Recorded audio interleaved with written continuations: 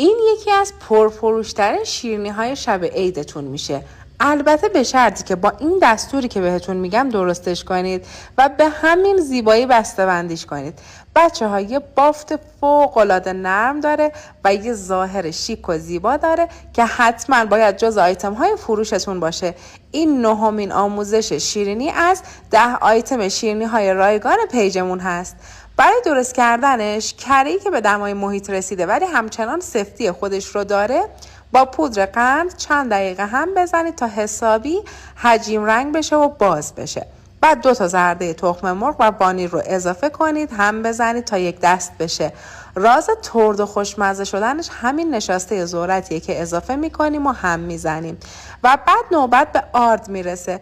نصف آرد رو با خیال راحت اضافه بکنید، هم بزنید. مابقی رو کم کم اضافه بکنید، حتما با لیسک هم بزنید که گرمای دستتون بهش نرسه. تا جای آرد رو اضافه میکنیم که موادتون به لیسک نچسبه. ببین ما میخوایم که آرد زیادی به خورده خمیر ندیم، پس همین که احساس کردید نمیچسبه کافیه. ببینید خمیر من حتی وقتی لوله میکنم کش هم میاد.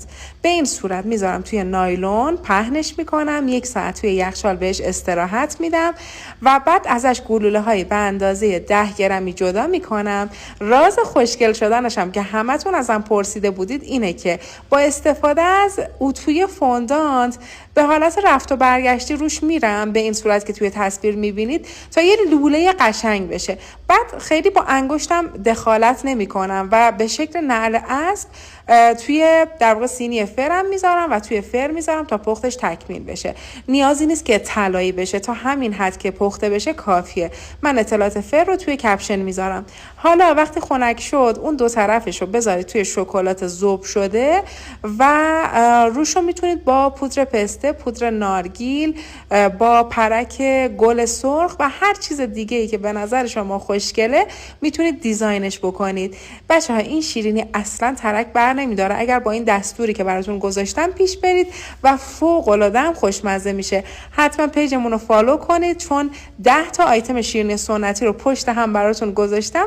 حتما درستش کنید و لذت ببرید.